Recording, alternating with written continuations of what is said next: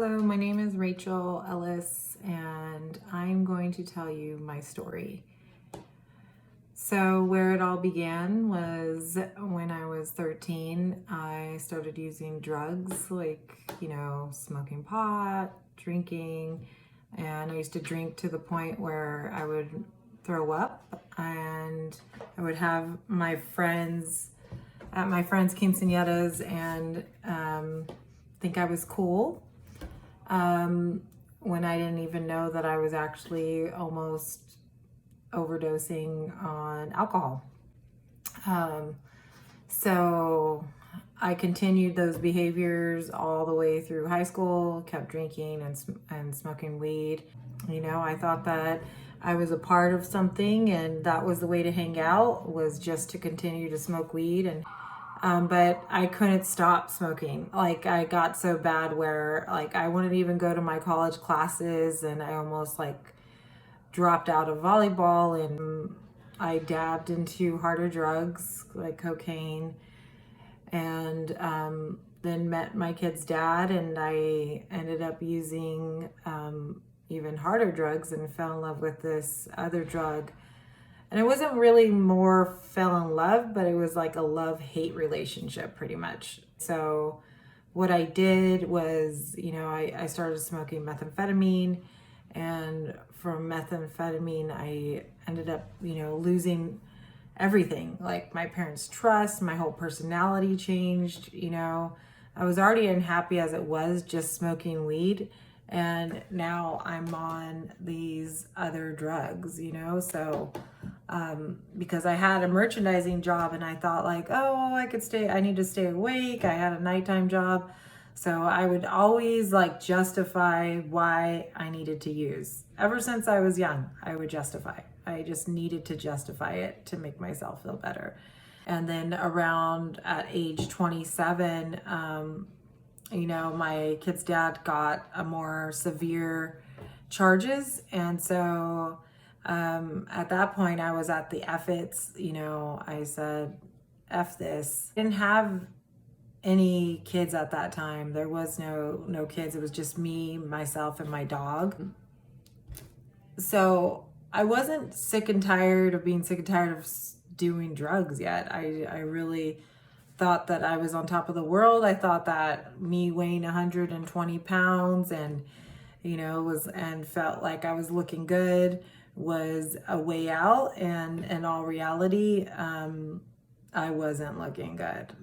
Going in and out of jail, Santa Cruz County Jail, doing some spurts of 3 months, 2 months, 1 month wasn't the funnest time. Sharing a bunk with somebody wasn't my luxury lifestyle. And I had this whole thing planned out where I thought that I was going to be able to maintain, a long time ago. I thought the drug was never going to control me.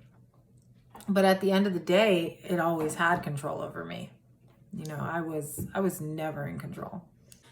I found myself stuck and hopeless and helpless and just desperate for change. And what happened was that change it was something drastic, and I didn't even know it was coming. And so I went to Planned Parenthood, and because I thought I have ulcers in my stomach, and so when I went to Planned Parenthood, they're like, oh, well, what does Planned Parenthood stand for? They stand for abortions, pregnancies, and also they're a clinic. So they're a clinic that does all the above. And I went in because I felt like stomach ulcers. I thought I'm going to self-diagnose like I always do.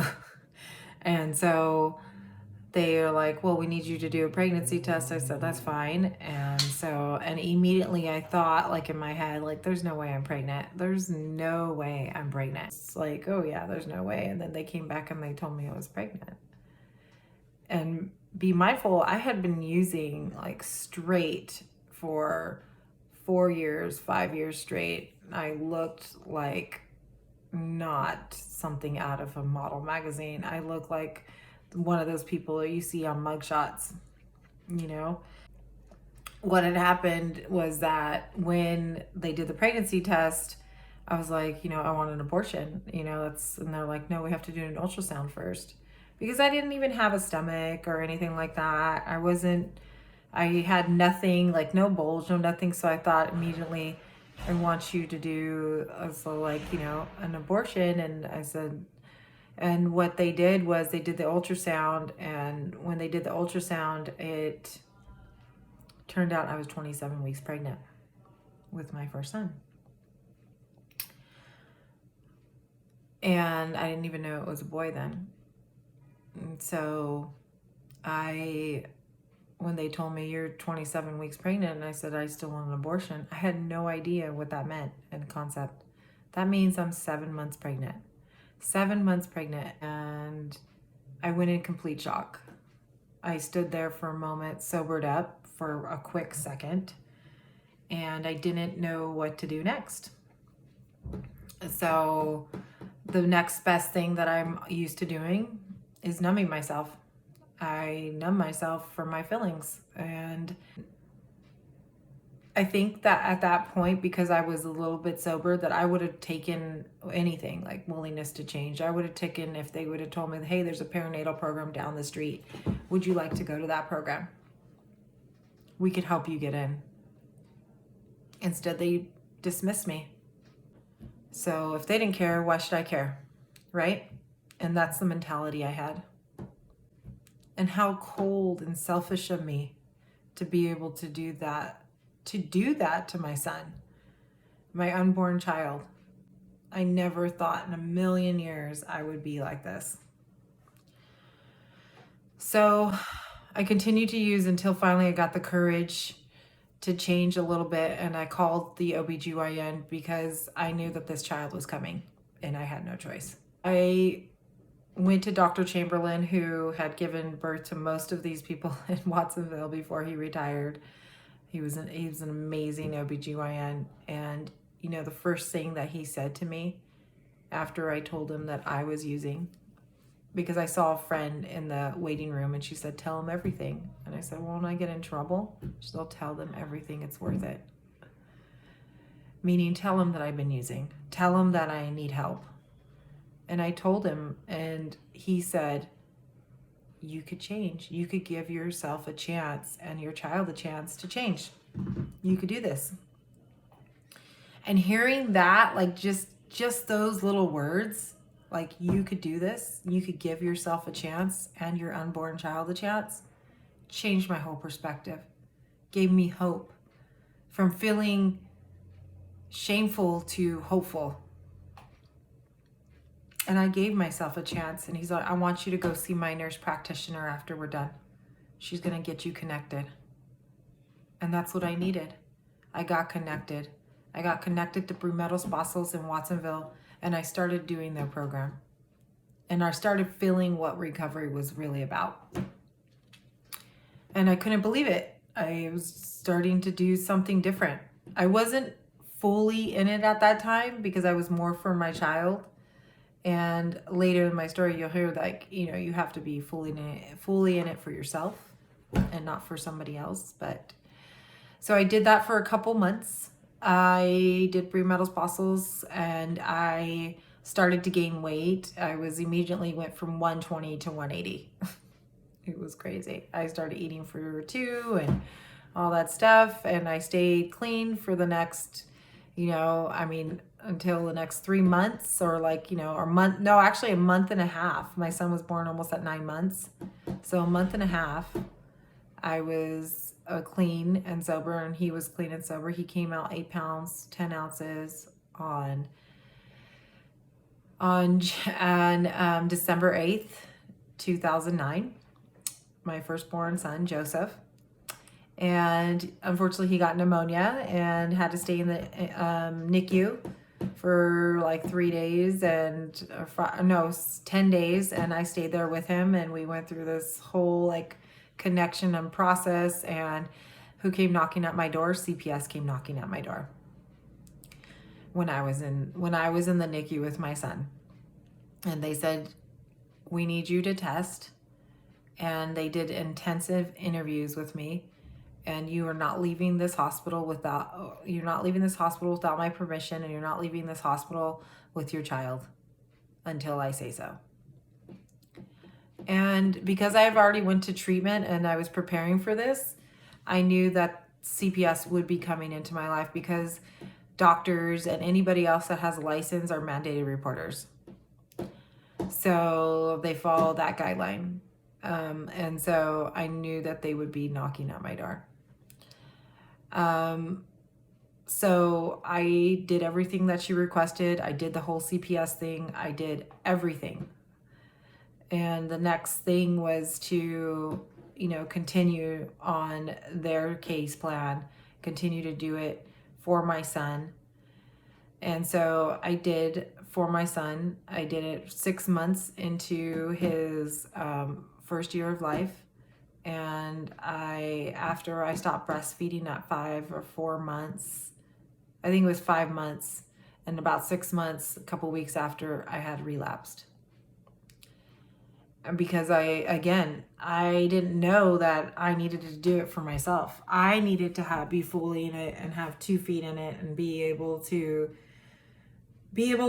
jump in it full force, right? And so, because I wasn't fully ready to do that, I ended up relapsing, going back out, getting loaded, getting high with my kid's dad, not caring.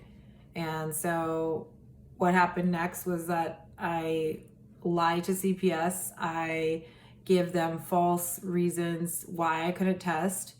And because I'm cunning, baffling, deceiving, and that's what addicts do, is that I lied so much, and that, don't you know, you're going to believe everything I have to say. And they did. They believed everything I had to say. So all the 26 drug tests and the 24 that my kid's dad missed, I had an excuse for every one of them. And it was completely documented in the case plan. And so, wild, right? Yeah, really wild. And so that's what we do. Addicts go to the extreme to just get high, and use. We put everything aside. Everybody's feelings aside, everybody's wants, everybody's needs aside. Because it's not about them anymore. It's about staying loaded, staying high because of the withdrawals, and because, we're caught up in this disease of addiction. So I reopened my disease. And when we had our year and a half, a year and 2 months, my kid was a year and 2 months, my firstborn child, and my caseworker came to us and he recommended that we continue our case plan and that they're not removing the child, and we're going to continue with family maintenance. And so the night before our court date, I was so bad. I was a picker. My skin was just felt disgusting. I was a picker. I was lost a lot of weight, but I didn't lose all the baby weight. And so I thought that was another way to lose weight, was just to use what they call machox, what they call crystal meth, and do the real quick high. And so that didn't work out. And so I got on my knees. I prayed the night before we had our court date, and I became such a shameful person, even in my disease, that it wasn't even working anymore. The drug wasn't working to numb myself. And so the next thing that I did was I prayed, and I gave my will and my life to my higher power, to my God. And I asked him to remove everything, and I said, I can't do this anymore. I just want to be a mother. I want to be a daughter. I want to be a sister. I want to be a friend. I want to be a colleague. And the next day we walked into the courtroom, and I had my son in my arms, and I was coming down, and my parents were holding the child. And the next day they said, why have you missed all these drug tests? And it was Judge Guy, and she said, you are lucky nothing has happened to this child. We're removing this child today from your care. I immediately said, I turned to the providers and I said, this is what needs to happen. However, because I'm a devil's advocate and I play both parties, you know, I have the good angel and the bad angel on my shoulders. I went and told my dad, you have to get him. You have to take custody, because I still wanted to get loaded. I wanted somebody to co-sign my stuff. I wanted somebody to be able to like just let me continue to get loaded. And my higher power said no. My dad did not pass background check, and no other grandparent are in a past background check for me and my kid's dad to continue to go on this path. And so one of the leaders for the prenatal program, inpatient prenatal program, came up to me, gave me her card and said, I'll see you when you're ready to come into treatment. And I looked at her and I said, okay.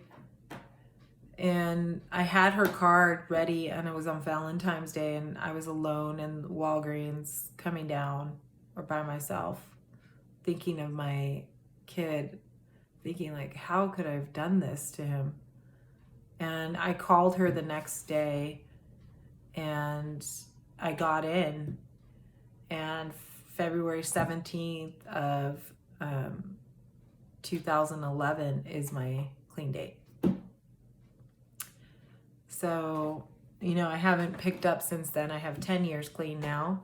Since then, I've been able to give back to my community. And I got my child back. I got my child back within the first year and a half, you know. But that year and a half, during that whole time, getting him back was a hustle, and it was a struggle. And, you know, I had to go through what I had to go through, and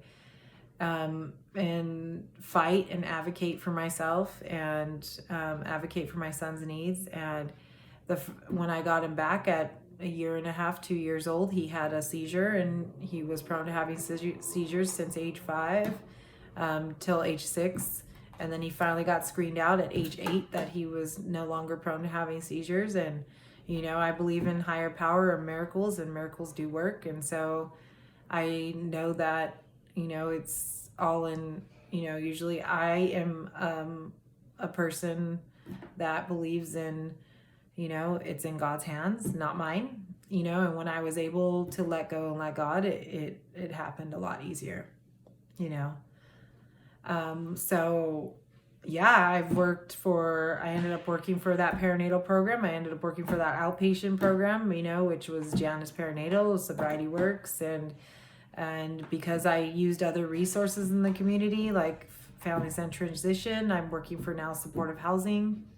And, you know, the next step is like, I hope that, you know, my higher power leads me in another direction, but, you know, always takes care of me and my family. And so, yeah, if you're struggling out there, take it one day at a time. Contact a peer support, contact a counselor, on-site school counselor, because they could give you hope for the future. You don't have to go through the struggle like I went through. And, you know, and just reach out for support, because there is different ways to live, you know. And if you are caught up in like peer pressure or whatever you're doing, you know, it's not worth it at the end of the day, you know. And at the end of the day, your sanity and your love for yourself is worth it, because those people aren't going to write you in jail. Those people are going to forget about you.